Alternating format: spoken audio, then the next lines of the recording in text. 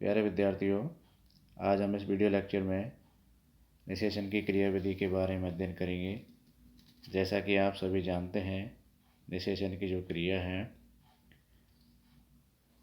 उसमें नर और मादा युग्मक दोनों फ्यूजन के द्वारा डिप्लॉयड जाइगोट का निर्माण करते हैं।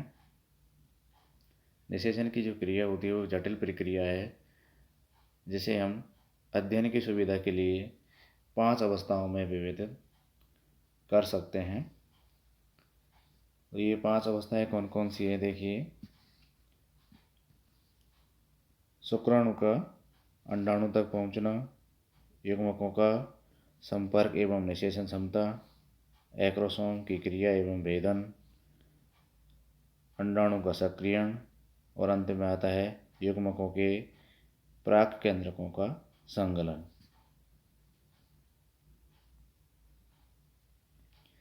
पहला जो स्टेप आता है, पहला कदम है हमारा शुक्राणु का अंडाणु तक पहुंचना।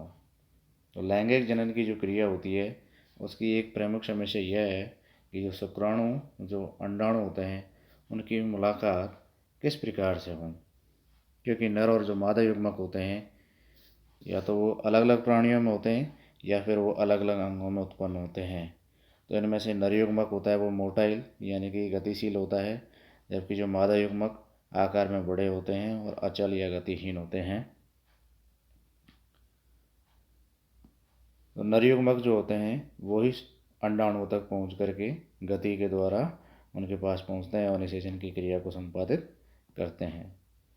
शुक्राणु व अंडाणुओं की मुलाकात सुनिश्चित करने के लिए बाह्य निषेचन में युग्मक अनेक संख्या में तथा जो नज़दीकी क्षेत्र होते हैं वहाँ पर इनका विसर्जन किया जाता है, ताकि जो निषेचन की क्रिया है वो संपादित की जा सके। इसी प्रकार जो आंतरिक निषेचन होता है उसमें शुक्राणु जो मैथुन अंग होते हैं उनकी सहायता से जो मादा की योनि होती है या जो जनन वाहिका होती है उनमें इनको छोड़ दिया जाता है।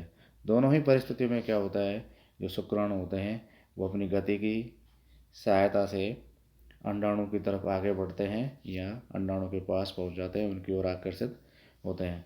शुक्राणु बहुत अधिक संख्या में विसर्जित किए जाते हैं और जो बाह्य निषेचन होता है उसमें भी और या आंतरिक निषेचन में अंडाणु के पास इनका विसर्जन किया जाता है, ताकि कोई न कोई शुक्राणु तो अंडाणु तक पहुंच ही जाए।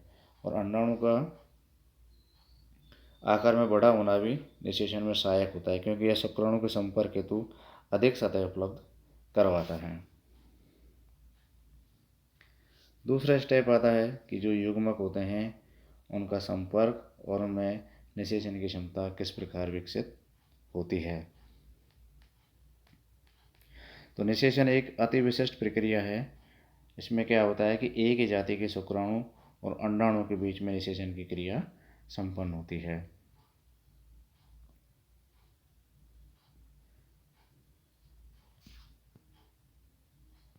जैसे ही दोनों युग्मक आपस में संपर्क स्थापित करते हैं, तो ये संपर्क भी, इसकी खास बात यह है कि ये जाति विशेष के जो शुक्राणु और अंडाणु होते हैं उन्हीं के बीच में ये संपर्क स्थापित होता है। अन्य जाति के जो शुक्राणु या अंडाणु होते हैं उनके बीच में किसी भी प्रकार का संपर्क स्थापित नहीं होता है। इस संबंध में, यानी जो युग्मकों का संपर्क होता है, इसके संबंध में एक वैज्ञानिक थे F.R. लिली, उसके द्वारा एक रासायनिक प्रक्रिया बताई। उस रासायनिक प्रक्रिया में 2 विशिष्ट प्रकार के रसायन शुक्राणु और अंडाणुओं के द्वारा स्रावित किए जाते हैं, जो कि इस क्रिया को संपादित करते हैं। F.R. लिली ने फर्टिलाइजिन नामक एक पदार्थ होता है जो अंडाणु की सतह पर पाया जाता है, और ये जो फर्टिलाइजिन नामक जो रासायनिक पदार्थ होता है इसका स्रावण जोना पेलुसिडा नामक झिल्ली के द्वारा स्रावित किया जाता है।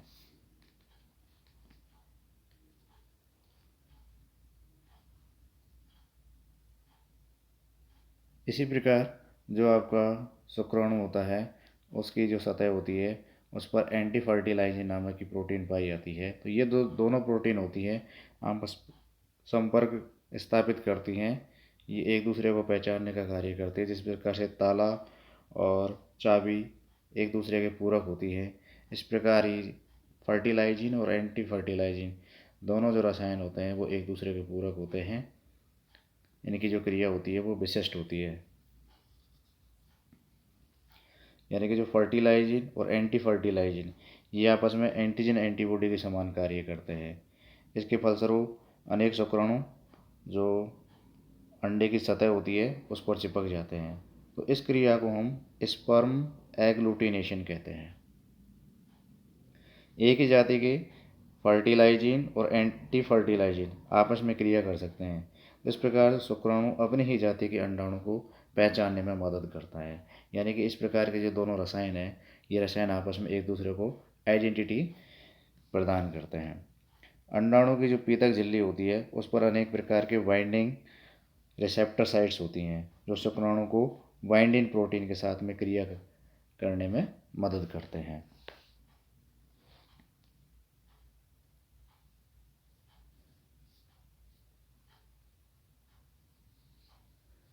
अब आता है निषेचन क्षमता या कैपेसिटेशन। ये जो परिघटना है विशेषतः स्तनी जो होते हैं स्तनधारी जीवों में ही पाई जाती है। और ये जो निषेचन की क्षमता है इनवर्टर फर्टिलाइजेशन के दौरान ही विकसित होती है। जब स्तनधारी जीवों के जो वृषण होते हैं उनके द्वारा जो शुक्राणु स्खलित किए जाते हैं वो सक्रिय अवस्था में नहीं होते हैं। ये देखने में तो शुक्राणु बहुत ही हमें मैच्योर्ड लगते हैं, लेकिन जब इनका स्खलन मादा जनन तंत्र के दौरान या मादा जनन तंत्र में इनका स्खलन किया जाता है तो उसमें कुछ ऐसे परिवर्तन आते हैं जो इसे निषेचन के योग्य बनाते हैं। तो ये जो क्रिया होती है वो क्रिया कैपेसिटेशन कहलाती है।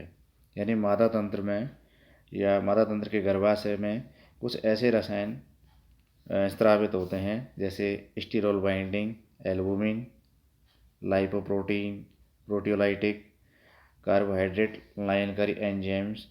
इनके प्रभाव से जो शुक्राणु होता है उस शुक्राणु में सक्रियशीलता आती है, यानी शुक्राणु सक्रिय हो जाते हैं। तो शुक्राणुओं पर सक्रिय होने की जो क्षमता होती है वो निषेचन क्षमता या कैपेसिटेशन कहलाती है।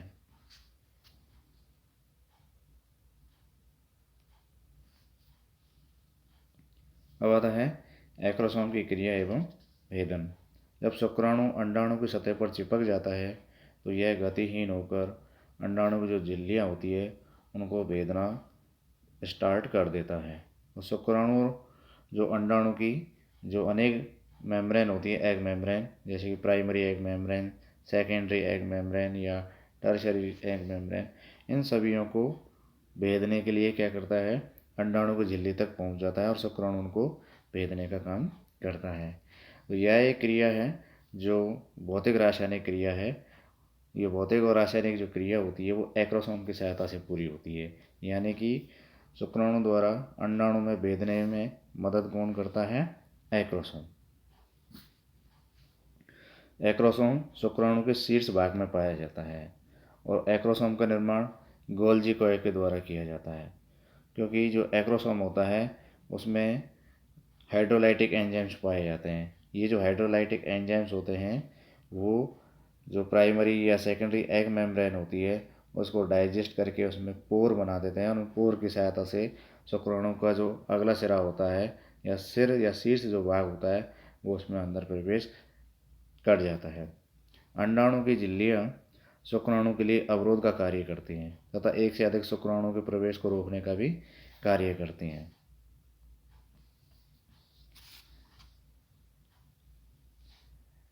एक्रोसोमल से आशय ये है कि एक्रोसोमल इसमें एक वेसिकल्स होती है, कणिकाएं पाई जाती हैं। जब शुक्राणु सक्रिय होकर अंडाणु के साथ चिपक जाता है तो सबसे पहले शुक्राणु का जो शीर्ष भाग होता है उसकी जो एक्रोसोमल मेम्ब्रेन होती है वो और इसकी जो प्लाज्मा झिल्ली होती है वो दोनों आपस में घुलकर एक शीर्ष पर छिद्र बनाती हैं, जिससे एक्रोसोमल जो आशय होती है वो अंडाणु के संपर्क में आ जाता है और शीघ्र ही विलुप्त हो जाता है।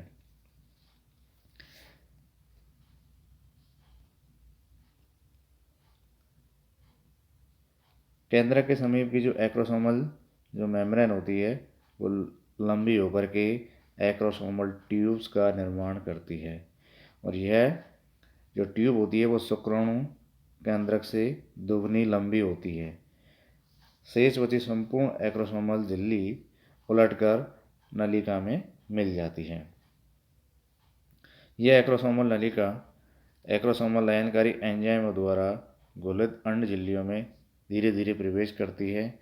प्रवेश करती हुई अंडाणु की जो प्लाज्मा मेम्ब्रेन होती है उसको स्पर्श करती है, और एक्रोसोम में विशेष प्रकार के जो एंजाइम होते हैं उसमें महत्वपूर्ण एंजाइम होता है हाइलुरोनिडेज के अलावा एन प्रोटीलाइटिक एंजाइम जिसको हम एक्रोसिन कहते हैं, एक्रोसिन भी पाया जाता है। यह जो हाइलुरोनिडेज और एक्रोसिन जो एंजाइम होते हैं ये हाइड्रोलाइटिक एंजाइम होते हैं, तो ये जो एग मेम्ब्रेन होती है उसको डिजॉल्व करने में या उसमें पोर बनाने में सहायता करते हैं। कुछ असामान्य स्थितियाँ भी उत्पन्न हो जाती हैं। तो उस असामान्य स्थितियों में क्या होता है कि जो गोल्जी कॉय होता है वो एक्रोसोम में परिवर्तित नहीं हो पाता है। तो जो ऐसी स्थिति में ये जो गोल्जी कॉय है या एक्रोसोमल जो कॉम्प्लेक्स होता है उसको हम ग्लोबोजू स्पर्मिया कहते हैं या स्पर्म विद राउंड हेड कहते हैं। तो ऐसे शुक्राणु निषेचन में सफल नहीं होते हैं।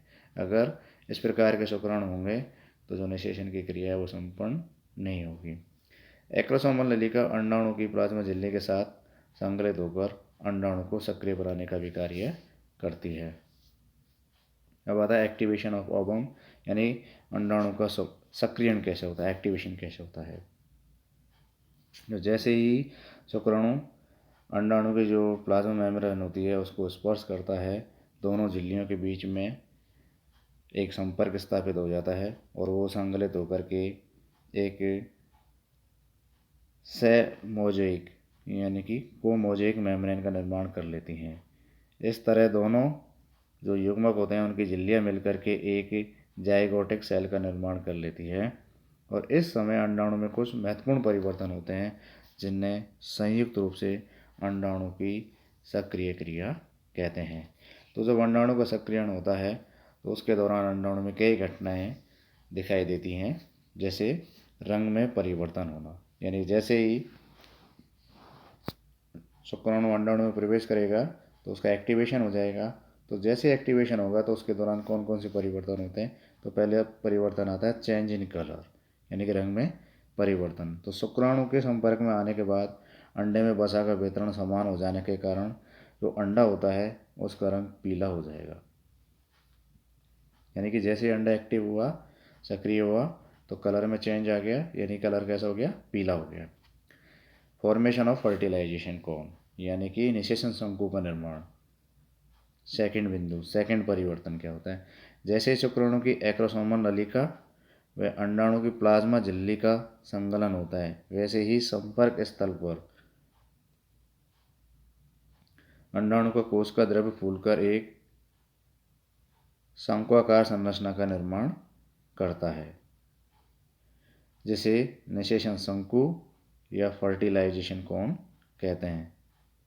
सामान्यतः तो ये निषेचन शंकु शंक्वाकार होता ही है, परंतु कभी कभी इसका निर्माण अनेक कूटपादीय प्रवर्धक के रूप में भी होता है।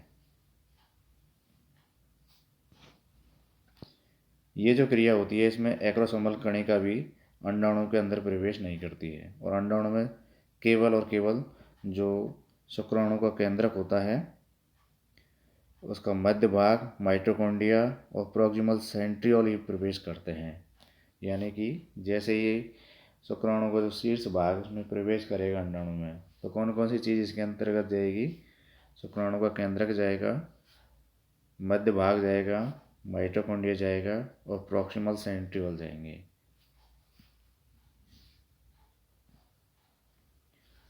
अब आता है cortical reaction and formation of fertilisation membrane, यानी बलकुटी क्रियाएं और निषेचन कला का निर्माण।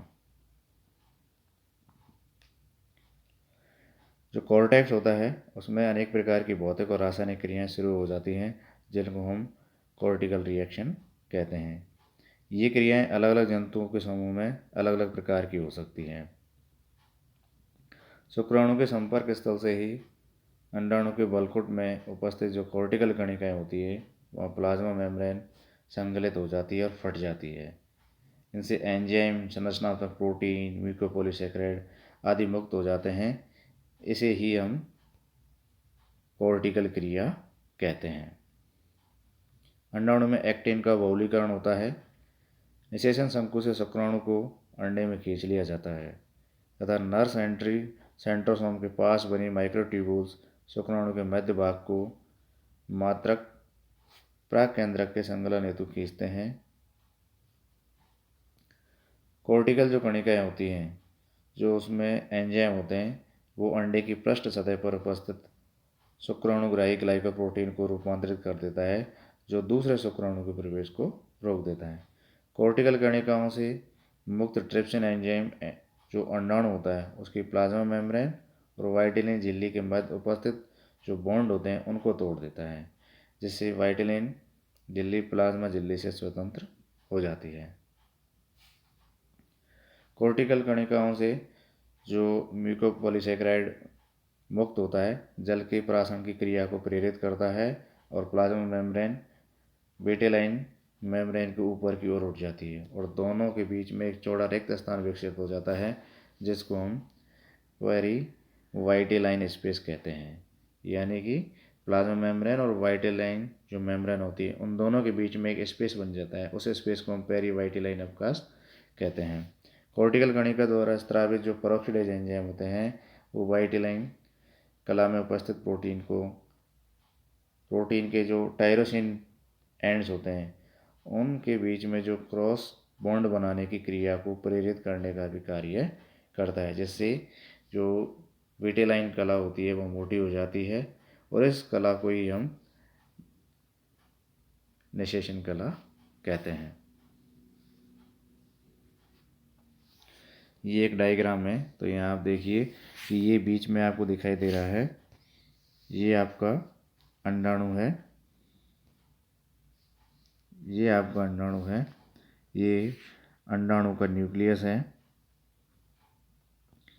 ये कई सारे स्पर्म आपको दिखाई दे रहे हैं।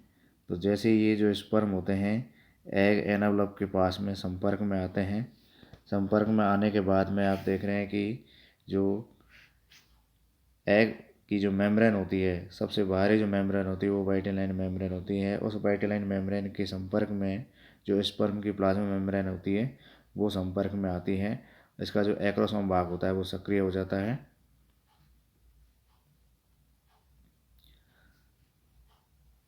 सक्रिय होने के बाद में जो एक्रोसोम होता है इसके द्वारा एक्रोसिन और हाइलुरोनिडेज नामक एंजाइम स्रावित किए जाते हैं। उन एंजाइमों के द्वारा जो इसकी वाइटेलाइन मेम्ब्रेन होती है उसका विघटन कर दिया जाता है और इसका जो शंकुनुमा भाग होता है वो अंदर की ओर प्रवेश कर जाता है। अब इसका जो शुक्राणु का जो अगला शीर्ष वाला जो भाग होता है प्लाज्मा मेम्ब्रेन सहित वो एक्रोसोमल वेसिकल की सहायता से अंडाणु में प्रवेश कर जाता है, यानी कि एक्रोसोमल ट्यूब बन जाती है।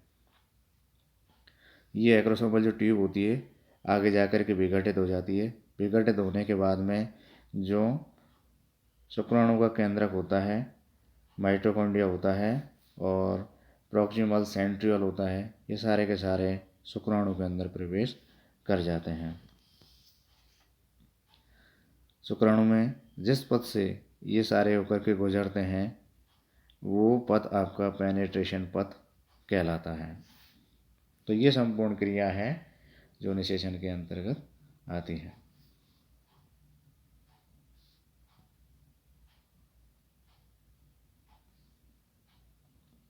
अब बताया कि इसके दौरान कौन कौन सी मेटाबॉलिक क्रियाएं संपन्न होती हैं। तो शुक्राणु के प्रवेश के साथ ही अंडे के जो कोशिका द्रव्य है उसमें अनेक प्रकार की उपापचयी क्रियाएं शुरू हो जाती हैं। तो देखिए कौन कौन सी उपापचयी क्रियाएं होती हैं। प्लाज्मा झिल्ली जल, ethylene glycol, phosphate, potassium ion के प्रति ये अधिक पारगम हो जाती है। यानी कि इसकी जो प्लाज्मा मेम्ब्रेन होती है, जो विभिन्न प्रकार के जो रासायनिक पदार्थ होते हैं जैसे जल, इथाइलिन ग्लाइकोल, पोटेशियम आयंस, इनके प्रति अधिक परमिएबल हो जाती है। साथ ही साथ जो प्लाज्मा मेम्ब्रेन होती है उसकी इलेक्ट्रिक पोटेंशियल क्षमता भी बदल जाती है, और शुक्राणु के प्रवेश से जो एडिनाइल साइक्लेज एंजाइम होते हैं वो भी सक्रिय होकर के एएमपी का निर्माण का कार्य करते हैं। यानी उपापचय क्रिया हेतु ये एएमपी के निर्माण का कार्य या उपापचय क्रियाओं का सक्रियण होता है। निषेचन के समय अंडे में विभिन्न धनात्मक आयन जैसे सोडियम, पोटेशियम, कैल्शियम आयन्स की सांद्रता भी बढ़ जाती है, जो कि उपापचय क्रियाओं के लिए महत्वपूर्ण होती है। निषेचन के समय एनएडी काइनेज एंजाइम सक्रिय होकर कोएंजाइम एनएडी से एनएडीपी तथा एनएडीपीएच का निर्माण करता है। निषेचित अंडे में श्वसन क्रिया की जो दर होती है वो भी बढ़ जाती है, क्योंकि जो भोज्य पदार्थ होता है उसकी ऑक्सीकरण की दर बढ़ जाती है। तो ऑक्सीकरण की दर बढ़ जाएगी तो वहाँ पर श्वसन की क्रिया भी बढ़ जाएगी। निषेचन के तुरंत बाद प्रोटीन संश्लेषण की दर भी बढ़ जाती है। निषेचन के तुरंत बाद पॉलीसेकेराइड विखंडन की दर में भी वृद्धि हो जाती है। और सबसे महत्वपूर्ण और अंतिम बिंदु यानी निषेचन की सबसे महत्वपूर्ण घटना है ये। इस घटना के दौरान क्या होता है कि अंडे में विदलन और समसूत्री विभाजन की क्रिया प्रारंभ हो जाती है। निषेचन होते ही डीएनए का संश्लेषण की दर बढ़ जाती है। शुक्राणु अपना समीपस्थ तारक केंद्र होता है उसको अंडाणु में प्रवेश करा देता है, जो विभाजन के लिए जो तारक कणिकाएँ होती हैं या तारक किरणों का निर्माण करता है। इस तरह शुक्राणु का प्रवेश अंडे को विभाजन के लिए प्रेरित करता है।